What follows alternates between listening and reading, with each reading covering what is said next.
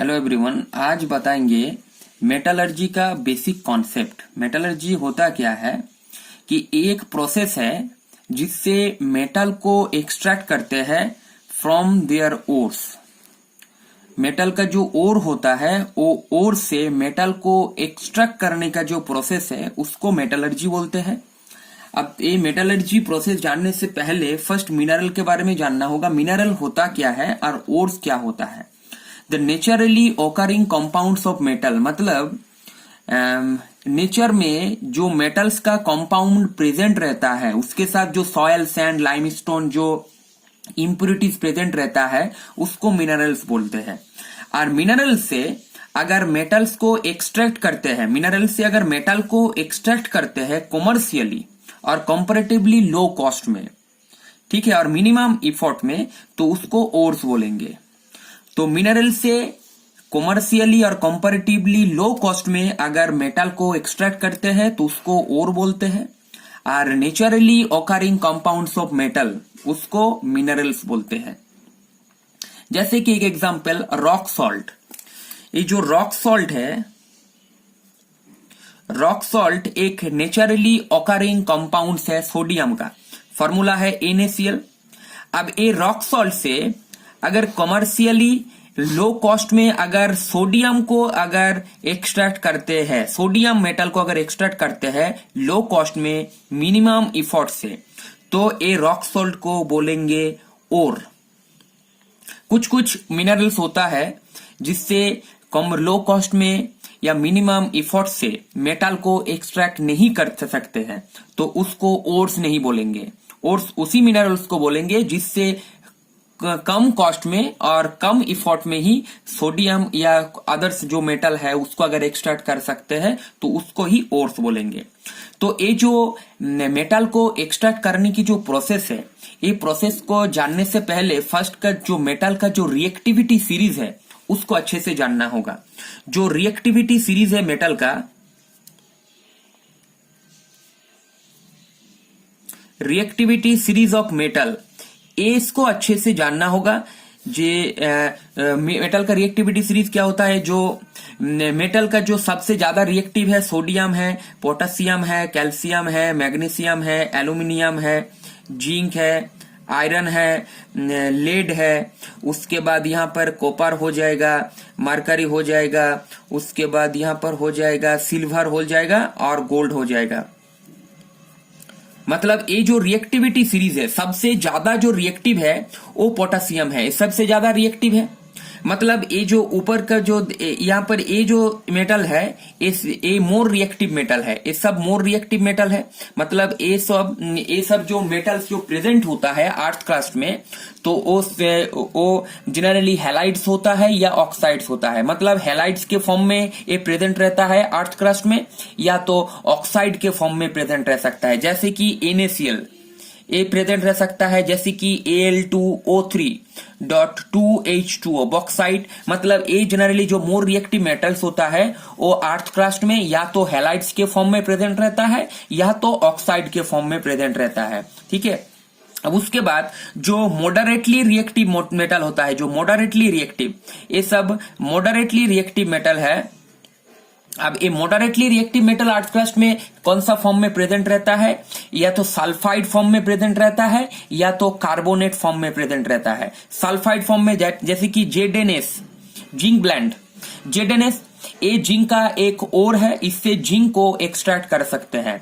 तो ये जो मॉडरेटली रिएक्टिव मेटल है ये जनरली सल्फाइड ओर में प्रेजेंट रहता है, सल्फाइड के फॉर्म में, या तो कार्बोनेट के फॉर्म में प्रेजेंट रहता है, जैसे कि PbS, गैलेना, ये सब। अब जो लिस्ट रिएक्टिव मेटल होता है, least reactive metal generally free state में ही मिलता है या तो सल्फाइड ओर के साथ फॉर्मेशन होता है, सल्फाइड ओर में प्रेजेंट रहता है, या तो फ्री स्टेट में रहता है, जैसे कि गोल्ड। ये least reactive metal generally earth crust में फ्री स्टेट में ही मिलता है, कॉम्बाइंड स्टेट में नहीं।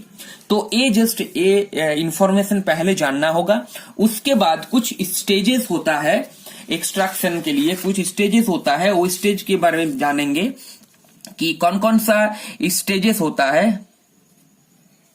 एक्सट्रैक्शन ऑफ मेटल के लिए, मेटल को एक्सट्रैक्ट करने के लिए ओर को फर्स्ट मतलब जो मिनरल्स होता है वो मिनरल्स को क्या करना होगा फर्स्ट, तो उसके बाद क्या क्या स्टेज में उसको मतलब क्या क्या स्टेज में उसको पार होना है वो जानना होगा। तो फर्स्ट स्टेज क्या है, फर्स्ट स्टेज जो है उसको क्रशिंग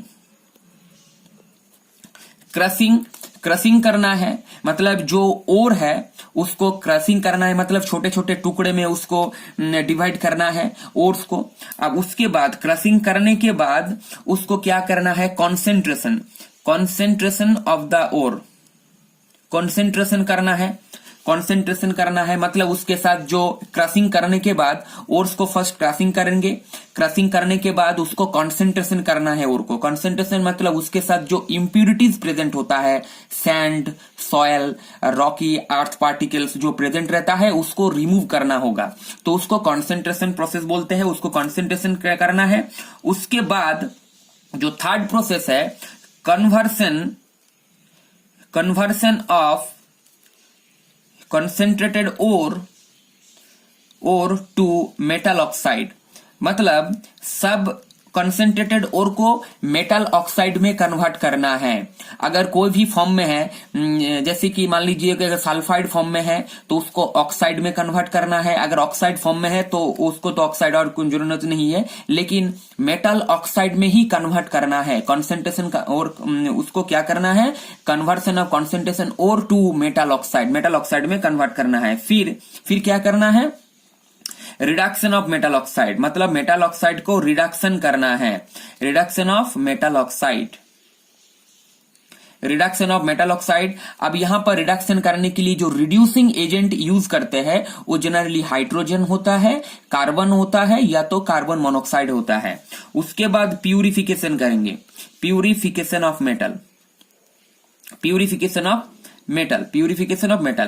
अब यहां पर देखिए एक चीज, ये जो मेटल ऑक्साइड का जो कन्वर्सन है इसको दो प्रोसेस से कर सकते हैं, एक रोस्टिंग प्रोसेस से कर सकते हैं और एक होता है कैल्सिनेशन प्रोसेस से एक कर सकते हैं। तो रोस्टिंग प्रोसेस कहां पर यूज करेंगे, अगर मान लीजिए कोई सल्फाइड ओर प्रेजेंट है अर्थ क्रस्ट में, अगर किसी भी मेटल का अगर ओर है तो अगर सल्फाइड ओर है, जैसे कि जिंक ब्लेंड ए सल्फाइड ओर है, तो सल्फाइड ओर को क्या करेंगे, ऑक्सीजन के प्रेजेंस में अगर हीट देंगे, तो ऑक्सीजन के प्रेजेंस में हीट देकर क्या करेंगे, इसको ऑक्साइड में कन्वर्ट करेंगे, ZnO प्लस SO2। अगर सल्फाइड ओर है तो उसको ऑक्साइड में कन्वर्ट करना है, रोस्टिंग प्रोसेस यूज करेंगे वहां पर, ठीक है। तो रोस्टिंग प्रोसेस में ऑक्सीजन सप्लाई करना पड़ता है in the presence of heat. और कैल्सिनेशन प्रोसेस कहां पर यूज करेंगे, जो ओर्स में जो कार्बोनेट ओर होता है, कार्बोनेट ओर जैसे कि कैलामाइन, ZnCO3, ये जो कैलामाइन ओर है, तो कैलामाइन ओर को सिर्फ ऑक्सीजन के एब्सेंस में हीट देना है, यहां पर ऑक्सीजन यूज नहीं करना है या कम सप्लाई करना है, और उसके वहां पर प्रेजेंस हीट देना है, तो क्या होगा, ZnO प्लस CO2, ठीक है।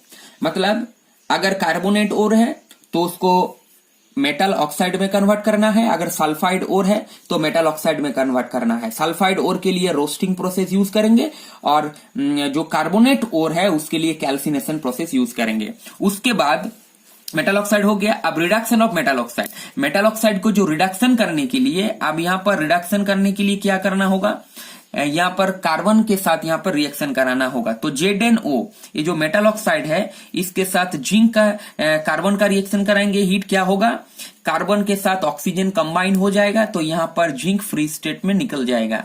तो यहां पर जिंक फ्री स्टेट में निकल गया। ऐसे ही यहां पर भी हम क्या कर सकते हैं, ZnO प्लस C, तो उसमें मिल जाएगा Zn प्लस CO। तो जिंक यहां पर फ्री स्टेट में निकल गया, मतलब जिंक एक्सट्रैक्ट हो गया, ZnS मतलब जो जिंक ब्लेंड ओर है उससे जिंक निकल गया, यहां पर कैलामाइन जो ओर है उससे जिंक निकल गया। ऐसे करके लेड सल्फाइड से भी कर सकते हैं। लेड सल्फाइड जो गैलेना होता है, PbS जो लेड का ओर होता है, इसको फर्स्ट सल्फाइड ओर है, तो यहां पर फर्स्ट रोस्टिंग करना है। रोस्टिंग करने से क्या होगा, यहां पर PbO प्लस SO2 होगा। उसके बाद रिडक्शन करना है, PbO प्लस यहाँ पर कार्बन देने से भी काम चला जाएगा, यहाँ पर Pb प्लस CO ऐसे करके यहाँ पर, या यहाँ पर ऐसे PbO प्लस CO ए भी रिड्यूसिंग एजेंट है, E भी रिड्यूसिंग एजेंट है। अब यहाँ पर Pb प्लस CO2 ऐसे करके, अगर सल्फाइड और है, कार्बोनेट और है, तो ऐसे करके उसको एक्सट्रैक्ट करते हैं और से।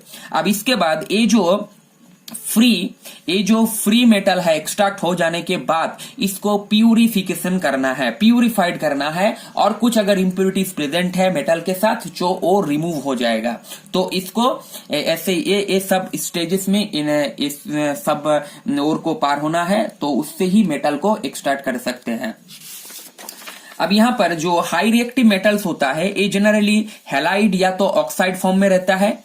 अब इसकी यहाँ पर इसका जो रिडक्शन होता है इसके लिए वो कार्बन रिडक्शन प्रोसेस यूज नहीं करेंगे, क्यों मोर एफिनिटी होता है ऑक्सीजन, तो ऑक्सीजन रिमूव नहीं होगा इससे।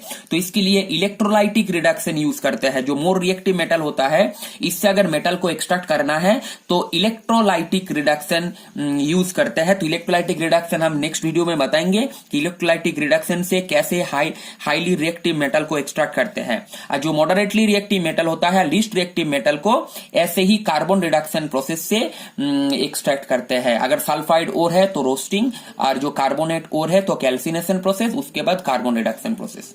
ठीक है, थैंक यू।